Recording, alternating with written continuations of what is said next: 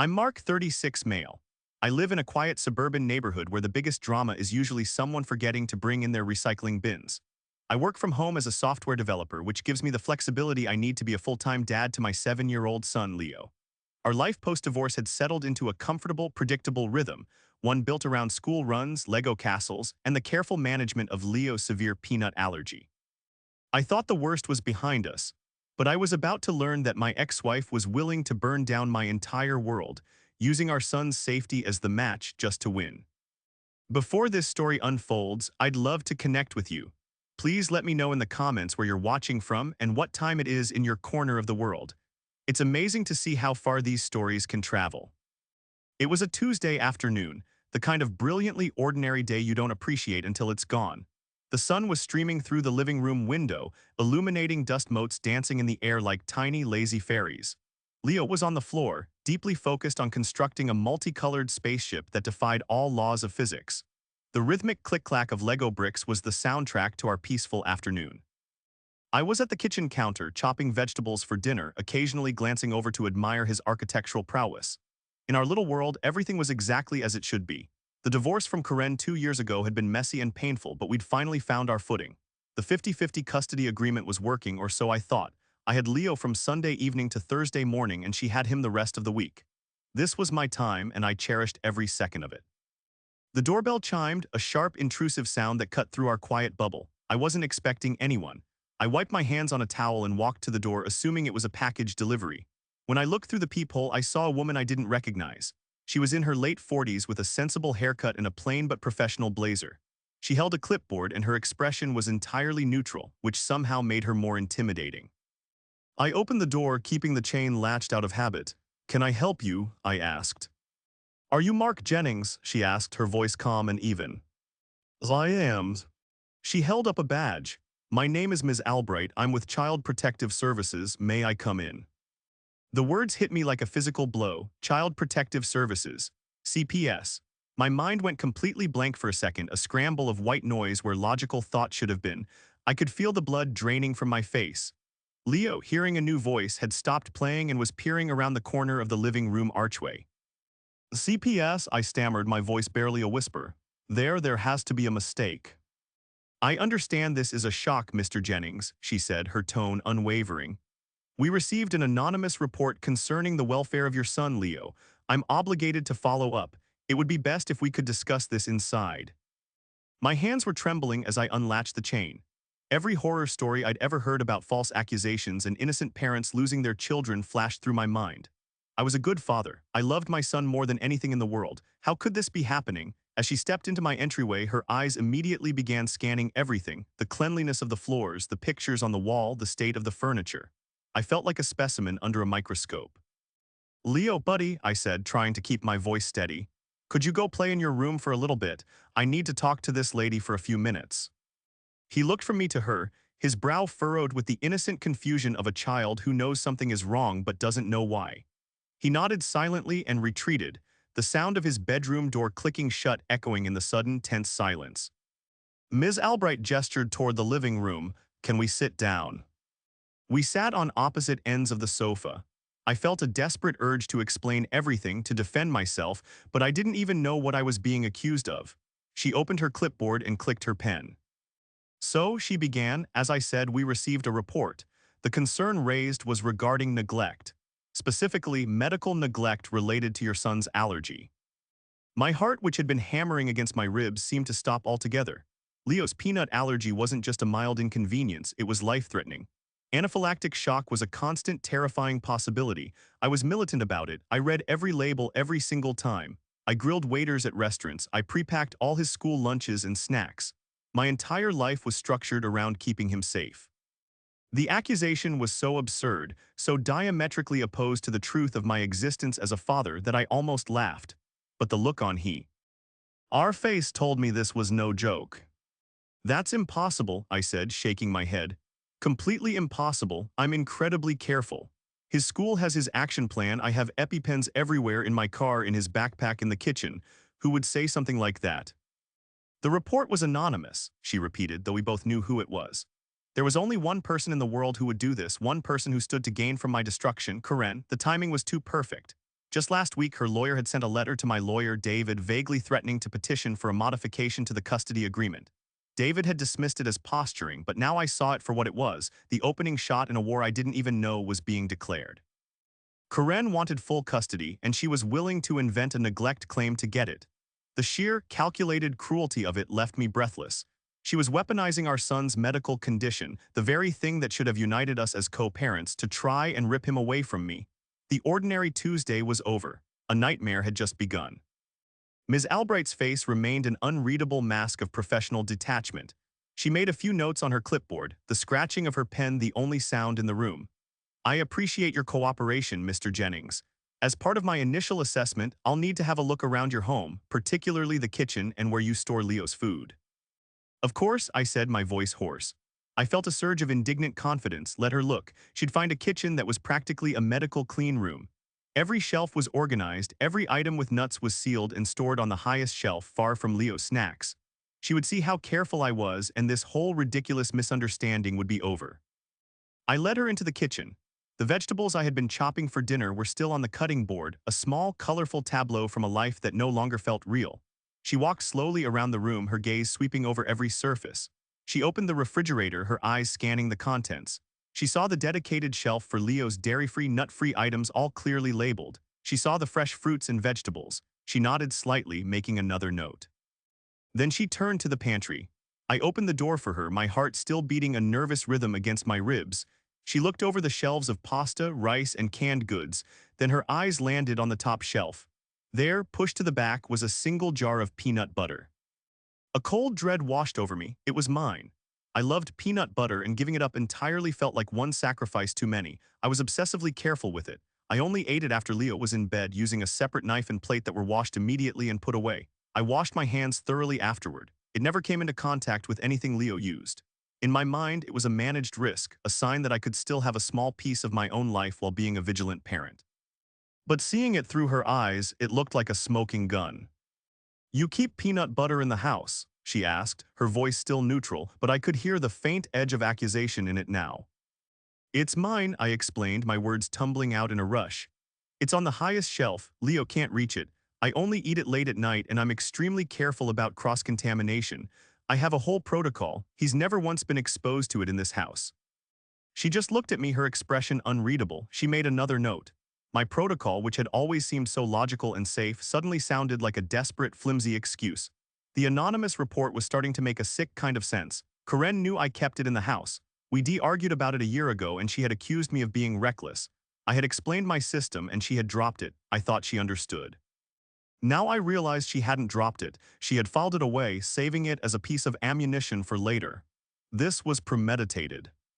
"The report alleged," Ms. Albright continued, flipping a page on her clipboard, "that Leo has had several minor allergic reactions after his time with you, things like hives or an upset stomach, which you dismissed as other illnesses." This was a blatant lie, a complete fabrication. "That has never happened," I said, my voice rising with a mixture of panic and anger. "Never. If Leo showed a single hive, I'd be rushing him to the emergency room. You can check his medical records. He hasn't had a single reaction in the 2 years since our divorce."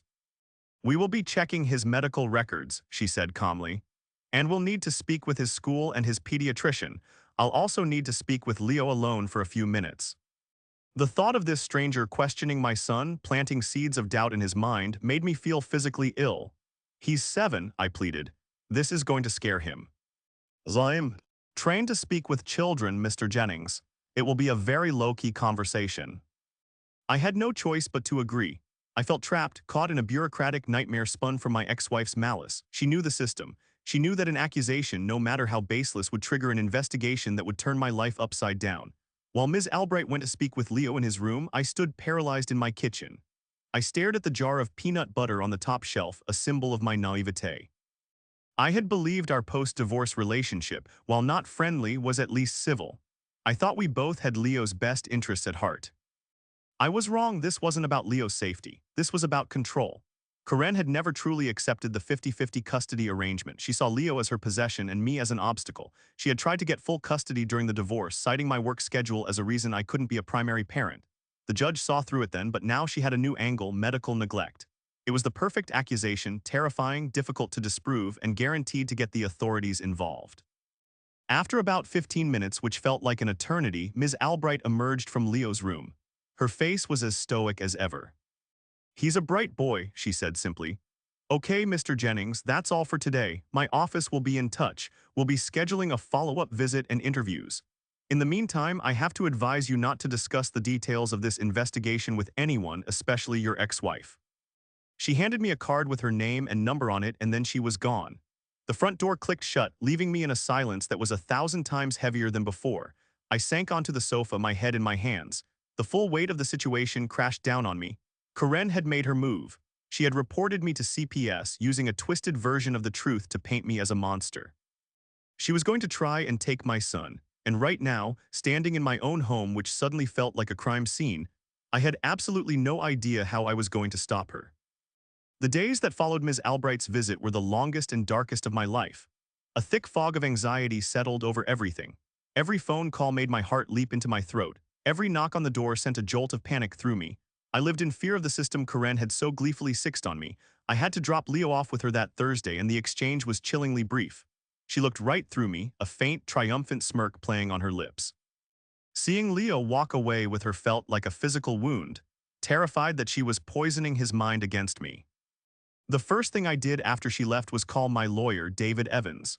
I explained the situation in a frantic, rambling torrent of words. David, ever the voice of reason, listened patiently until I was done. "Okay, Mark," he said, his tone serious but calm. "Breathe. This is a classic nasty tactic. It's infuriating, but it's not checkmate. The burden of proof is on them, not you. They can't just take your son away because of an anonymous, unsubstantiated claim." His words were meant to be reassuring, but they offered little comfort. I knew how these things could spiral. An accusation creates suspicion, and suspicion can be enough to taint a judge's perception. David told me to start gathering any and all documentation I had related to Leo's care, medical records, communication with his school, emails, or text messages with Karen about his allergy. "We need to build a fortress of facts, Mark. We need to show a long, consistent history of you being a responsible, vigilant parent." That night, after a day of numbly trying to work, I went down to the basement. It was my archive of a former life, filled with boxes of old financial records, tax returns, and papers from my marriage and divorce. It smelled of dust and damp concrete. I was looking for the binder where I kept all of Leo's school and medical files. I spent hours sifting through papers, my hands covered in a fine layer of dust. I found old report cards, artwork he'd made in kindergarten, immunization records, and copies of the allergy action plan I'd given to his school each year. It was all there, a mountain of evidence that I was the engaged, caring father I knew myself to be. But would it be enough to counter a direct accusation of neglect? My search led me to a box labeled "School Old." It contained papers from 2 years ago when Leo was in his first year of elementary school, right after the divorce was finalized. I was about to dismiss it as irrelevant when something compelled me to open it. Inside were old newsletters, PTA flyers, and a thick folder of registration documents. I pulled out the folder and started leafing through the contents, a sad nostalgia washing over me. There were emergency contact forms, photo release waivers, and transportation agreements. My signature was on ever. Why other page, a testament to the endless bureaucracy of modern parenting. And then I saw it. It was a 2-page form titled Student Medical Information and Liability. The first page was the standard stuff: doctor's contact info, known allergies, medications. I had filled it out meticulously, detailing Leo's peanut allergy in bold, capital letters and listing the emergency protocol. Both Karen and I had signed the bottom, but it was the second page that made my breath catch in my chest. The second page was an addendum specifically for life-threatening allergies. It required parents to initial a series of statements about providing EpiPens, educating their child, and understanding the school's policies. At the very bottom, there was a small line section for additional parental comments or directives. In that section, written in Karen's unmistakable loopy handwriting, was a sentence that changed everything. It read, "While we acknowledge the allergy, we request that the school not make an overly big deal about it. We want Leo to live a normal life and not be defined by his condition. Please use discretion and do not cause him to feel singled out." Beneath that sentence, clear as day, was her signature. The memory hit me with the force of a physical impact. I remembered this form. I remembered the massive fight we had over it. I had been horrified by her note. Not make a big deal about it, I had yelled at her over the phone. Karen, it is a big deal, it could kill him. She had accused me of being a helicopter parent, of wrapping Leo in bubble wrap. She argued that being overly cautious was giving him anxiety and that other kids' parents were being unfairly inconvenienced by the classroom's peanut-free zone rules. I had refused to sign the form with her note on it. We argued for days until finally she submitted a copy with just her signature under the comment, while I submitted a separate copy without it, along with a letter to the principal clarifying my position and insisting they follow the official action plan to the letter. I had forgotten all about it. In the chaos of the divorce and starting a new life, this one document, this one piece of paper had been buried in a box in my basement. But now, holding it in my trembling hands, I knew it was more than just a piece of paper. It was a silver bullet. Karen had built her entire CPS complaint and custody case on the premise that she was the hypervigilant parent, terrified of my supposed recklessness. But this document in her own handwriting and with her own signature proved the exact opposite. It was documented, signed proof that she was the one who downplayed the severity of our son's allergy. She was the one who wanted to ignore the rules. She was the one who was willing to risk his health for the sake of normalcy. A wave of pure, cold adrenaline surged through me. The fog of despair began to lift, replaced by a sharp, focused anger. She hadn't just lied. She had built her lie on a foundation that she herself had created, assuming I would never find the evidence to tear it down. She had underestimated me. She had forgotten about this letter. I carefully placed the document into a protective plastic sleeve, my hands steady now. This was the key. This was the proof that would not only exonerate me but would expose her for the manipulative, reckless person she truly was. The game had changed. She had started a war, but I had just found the weapon that was going to win it. The next morning, I was in David Evans's office before his secretary had even finished making the coffee. I slid the plastic-sleeved document across his polished mahogany desk. He picked it up, put on his reading glasses, and read it in silence. He read it again. A slow, thin smile spread across his face. He looked up at me, his eyes gleaming. "Mark," he said, leaning back in his leather chair, "this is what we lawyers call a gift. This is dynamite." For the first time in a week, I felt a genuine sense of hope. So this is enough, this will stop it. "Stop it, Mark, this will blow it out of the water," he said, his voice brimming with a new energy. "She filed a sworn statement to CPS and will have to do the same for the family court, claiming she is the protector and you are the risk. This document in her own handwriting directly contradicts that under penalty of perjury. It destroys her credibility. Utterly." He explained the legal implications. Karen's note wasn't just a casual comment, it was a formal directive to a legal entity, the school. It showed a clear pattern of her minimizing the allergy's severity. When combined with the false CPS report, it painted a picture not of a concerned mother, but of a vindictive liar engaging in litigation abuse. "But we can't just show our hand yet," David warned, holding up a finger.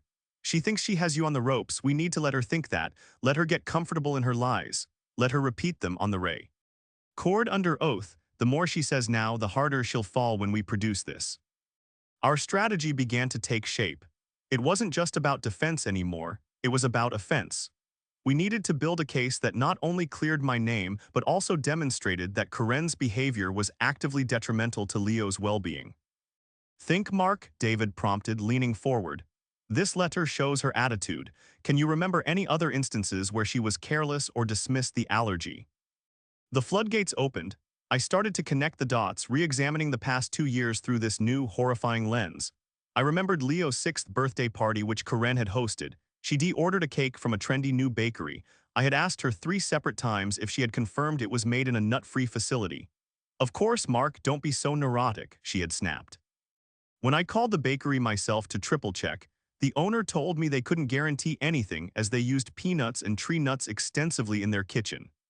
I had to race to a specialist store and buy a safe cupcake for my own son, showing up to the party looking like the frantic, overbearing parent Karen always claimed I was. Then there was the time she took Leo to a friend's house for a playdate and didn't pack his EpiPen bag. Her excuse was that she'd forgotten it. "It's fine, they know about his allergy," she'd said dismissively over the phone when I called to check in. I had to leave work in the middle of the day to drive the bag over to her, my mind filled with terrifying what-if scenarios. And there were the smaller things. Her constant complaints about the high cost of allergen-free groceries, her eye rolls when I'd wipe down a table at a restaurant, her insistence that I was coddling him. Each incident on its own had seemed like a minor annoyance, a difference in parenting styles. But now, stacked one on top of the other with the signed letter as the foundation, they formed a chilling pattern of consistent, willful negligence. She didn't just disagree with my level of caution, she actively resented it. David had me write down every single instance I could remember with dates and details. We also need witnesses, he said. Did anyone else see this behavior? Other parents, teachers? I immediately thought of Mrs. Gable, Leo's first-grade teacher from the year he was at that school. She was a warm, experienced educator who had been incredibly supportive in managing Leo's allergy in the classroom. I remembered having a parent-teacher conference where Mrs. Gable had gently mentioned that Karen seemed a bit more relaxed about the allergy protocols than I was. At the time, I brushed it off. Now it was a crucial piece of corroboration. David's associate got to work drafting a subpoena for the school district to provide a certified copy of the medical form, ensuring we had an official version that Karen couldn't possibly deny. We also reached out to Mrs. Gable, who agreed to provide a sworn statement about her interactions with both of us regarding the allergy management plan. She recalled Karen repeatedly suggesting that the classroom's peanut ban was an overreaction. As we gathered our evidence, the pieces of Karen's character clicked into place. Her entire identity, especially since the divorce was curated for social media. She was the fun, free-spirited yoga mom, posting filtered photos of her and Leo at the park with captions about living life to the fullest. My careful, rule-bound approach to his allergy didn't fit her brand. It was an ugly, inconvenient truth that she resented. This custody battle, this monstrous lie to CPS, wasn't just about getting Leo back. It was about erasing me, the walking, talking reminder of the responsibilities she found so irritating.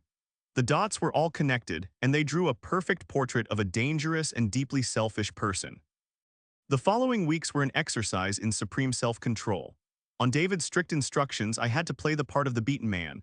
I complied fully with every request from Ms. Albright and CPS.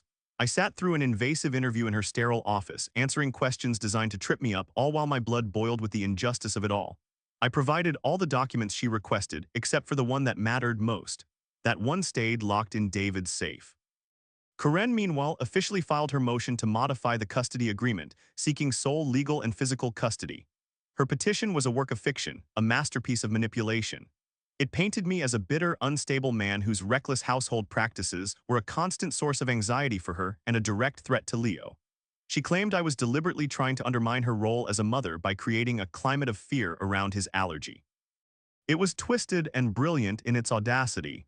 She was framing my caution as a form of psychological abuse. The court aired a temporary arrangement pending the hearing. Our 50-50 custody was suspended. I was granted supervised visits with my own son twice a week at a neutral facility. The first time I walked into that joyless room with its plastic toys and a bored-looking supervisor taking notes and saw Leo's confused face, I almost broke. He ran to me and hugged my legs tightly. "Daddy, why can't I come home?" he asked, his little voice full of a pain he couldn't understand. I had to swallow the lump in my throat and smile, telling him it was just a temporary thing while the grown-ups sorted some things out. I played with him, read him stories, and tried to cram a week's worth of fatherhood into 2 hours, all under the watchful eye of a stranger. Every minute was a fresh slice of hell. Karen was putting our son through this emotional turmoil just to score points. The rage I felt was a cold, hard stone in my gut. It was that rage that kept me focused on David's plan. "Let her get overconfident," David had said. "We want her walking into that courtroom feeling like she's already won. We need her to double down on her story." And she did. She became bolder, more brazen. During the supervised visit handovers, she'd give me these looks of pity and contempt. She even had the gall to say to me once, with the supervisor in earshot, "I'm just so glad Leo is finally somewhere he can be safe. I've been worried for so long." She was performing for an audience, building her narrative piece by piece. We filed our response to her motion. It was deliberately simple. We denied all allegations and stated that I was and always had been a fit and loving parent. We made no mention of the letter. We submitted my evidence of responsible care, the doctor's notes, the school communication, but held back our trump card. It was like a poker game where I was hiding a royal flush, waiting for her to go all in with her pair of twos. The CPS investigation was still ongoing. Ms. Albright interviewed Leo's pediatrician, who confirmed that I was an exemplary parent when it came to managing the allergy and that there was no record of any reactions while in my care. She interviewed Mrs. Gable, whose sworn statement supported my version of events. The case against me was flimsy at best, but the investigation had to run its course. The real battle would be in family court. 2 weeks before the hearing, Karen's lawyer requested we enter mediation to settle. David, and I knew what this meant. Her lawyer likely saw the weakness in her case based on the lack of any real evidence and wanted to push me into a settlement where Karen would get more custody without having to go to trial. "We'll go," David said, "but we're not settling for anything less than a full dismissal of her motion and a return to the 50-50 agreement. This is our chance to see how committed she is to her story." The mediation was conducted over Zoom. Karen appeared on screen from her perfectly curated living room, a picture of calm concern. She spoke in soft, sad tones about her fears for Leo. She proposed a new arrangement where I would have him every other weekend, but only after I completed a parental safety course and agreed to random inspections of my home. It took every ounce of my willpower not to scream at the screen. I let David do the talking. He calmly rejected her offer. Mark will not agree to have his parental rights diminished based on baseless and defamatory accusations, he stated plainly. Karen's calm facade cracked for a moment. A flash of anger crossed her face. "They are not baseless," she insisted. "He keeps peanut butter in the house. He is careless. I am his mother and I know what's best for him." It was exactly what David wanted. He had prodded her just enough to make her recommit to her central lie in front of a neutral third party. The mediator, seeing we were at an impasse, concluded the session. The trap was now perfectly set. Karen had rejected a chance to walk away. She had refused to compromise. She was confident that her performance as the worried mother would win the day in court. She had no idea she was marching toward a cliff of her own making. The court date was set. The final act was about to begin. The morning of the hearing, the sky was a flat, unforgiving gray. It matched my mood perfectly. I felt a knot of dread and anticipation tightening in my stomach. My entire future with my son would be decided in the next few hours, all based on which of us the judge chose to believe. David met me on the courthouse steps, looking calm and confident in his dark suit, carrying a worn leather briefcase. "Ready?" he asked. I nodded, unable to speak. The courtroom was smaller than I'd imagined, all wood paneling and fluorescent lights. It felt sterile and suffocating. Karen was already there, sitting with her lawyer at the opposite table. She was dressed in a conservative navy blue dress, her hair pulled back neatly. She looked the part of the responsible, concerned mother. She shot me a brief, cold glance before turning her attention to her lawyer, whispering intently. When the judge entered, a stern-looking woman named Judge Miles, a hush fell over the room. The proceedings began.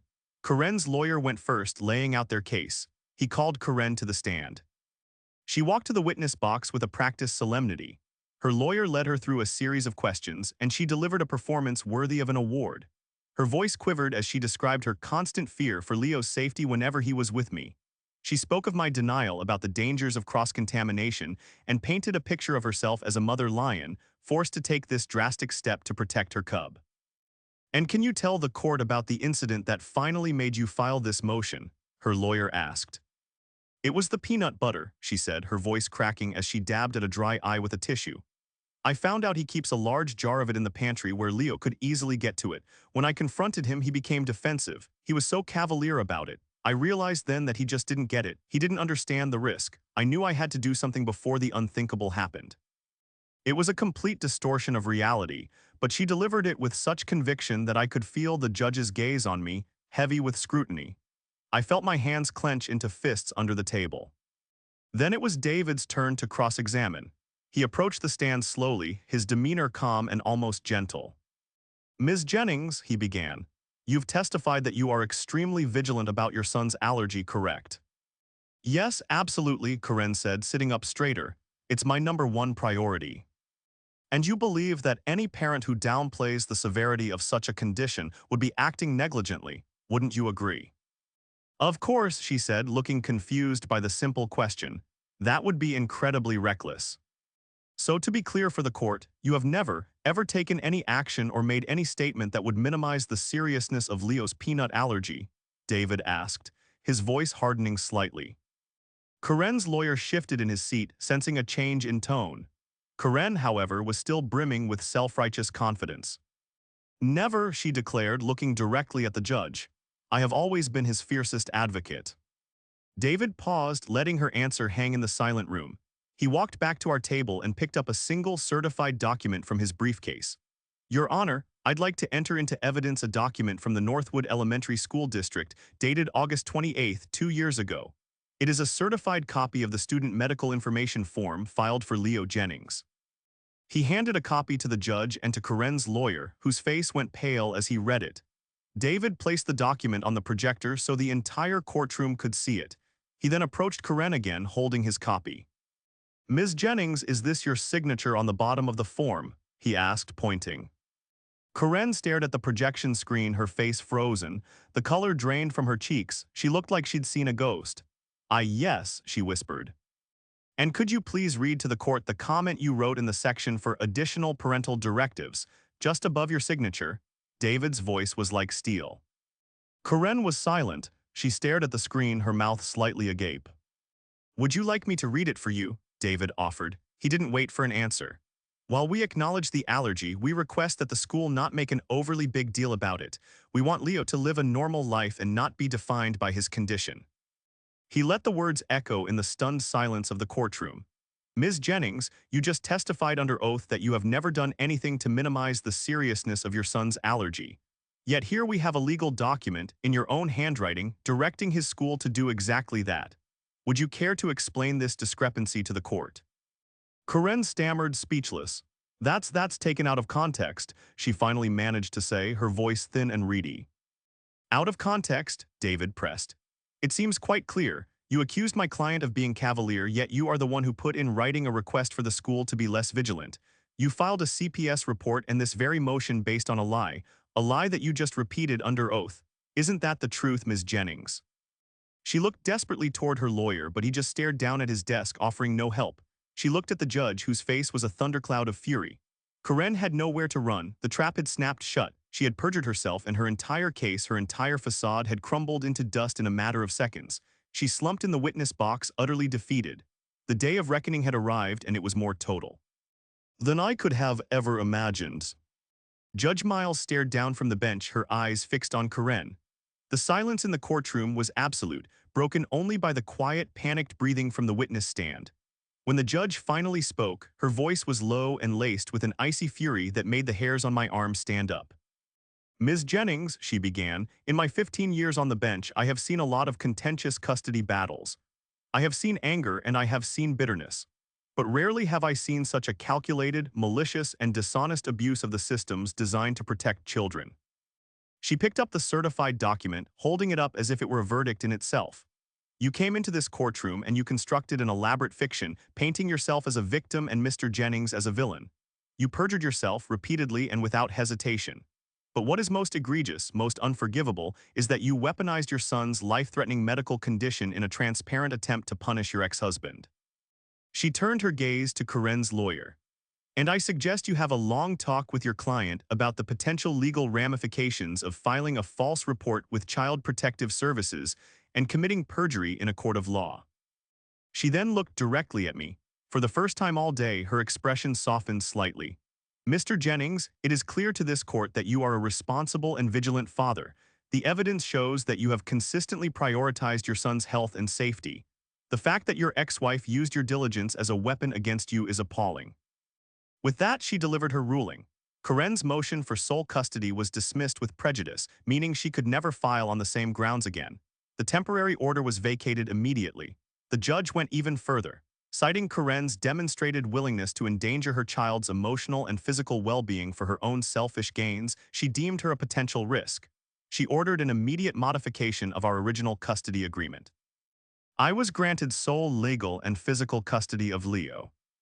Corinne was granted supervised visitation every other weekend, contingent upon her successful completion of an intensive parenting course and a full psychological evaluation. The judge made it clear that any attempt to undermine my parental authority or discuss the court case with Leo would result in the immediate suspension of her visitation rights. A strangled gasp escaped from Corinne's lips. It was a complete and total reversal of what she had set out to achieve.